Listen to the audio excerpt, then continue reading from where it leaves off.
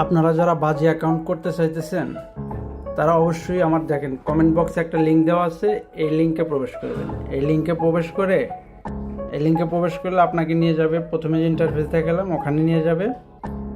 ওখান থেকে আপনি প্রথমে আপনার নাম, সম্পূর্ণ লিগ্যাল যে নাম সেটা আপনি পূরণ করবেন। তারপরে দেখেন আছে ব্যবহারকারীর নাম, মানে আপনার যে ইউজার আইডিটা দিবেন সেই ইউজার আইডিটা হচ্ছে ব্যবহার আইডির নাম। ওই আইডিটা আপনি এখানে বসাবেন। দেখেন আমি আরিফুল লিখছি, একটা দিচ্ছি আর কি। আর আপনার সচল মানে যেটা রানিং আছে সেই ইমেল নাম্বারটা আপনি দেবেন, কারণ এখানে ইমেলে একটা ভেরিফিকেশন করতে হবে। হ্যাঁ, অবশ্যই সচল ইমেল নাম্বার দিবেন। তারপরে আছে আপনি যে নাম্বারটা দিবেন, যে নাম্বার দিয়ে আপনি অ্যাকাউন্ট খুলবেন, অবশ্যই ওই নাম্বারে নগদ, বিকাশ, রকেট থাকতে হবে। কারণ ওই নাম্বার থেকে আপনার ডিপোজিট, ওই নাম্বার থেকে আপনি কি উইথড্র করতে হবে। তার জন্য আপনাকে সচল নাম্বার দিতে হবে। এখান থেকে দেওয়ার পরে দেখেন এবার আপনি সাবমিট করে দেন। সাবমিট করে দিলে আপনার অ্যাকাউন্ট কমপ্লিট হয়ে যাবে। এরপর আপনাকে আসতে হবে পাসওয়ার্ড। অনেক সময় দেখা যায় যে ব্যবহারকারীর নাম মানে একাধিক থাকার কারণে নেয় না, তার জন্য আপনি একটু চেঞ্জ করে দেবেন। হ্যাঁ, চেঞ্জ করে দেওয়ার পরে সাইন আপ করলেন। এখন আপনি নতুন একটা পাসওয়ার্ড বসান।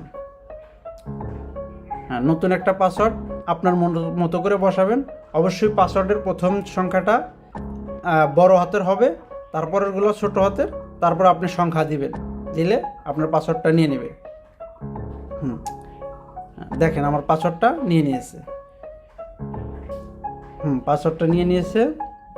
এবার আপনার কাজ হচ্ছে আপনি আপনার ফোন নাম্বার এবং ইমেল ভেরিফিকেশন করতে হবে। তার জন্য আপনি অবশ্যই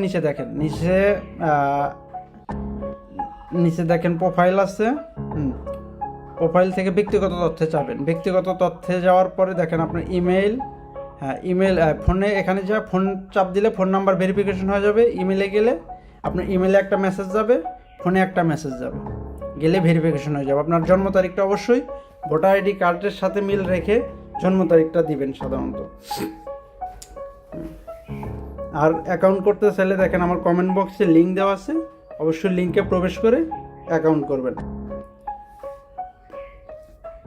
ধন্যবাদ। আর ডিপোজিট উইথড্র এটা তো সবাই বোঝে আর কি।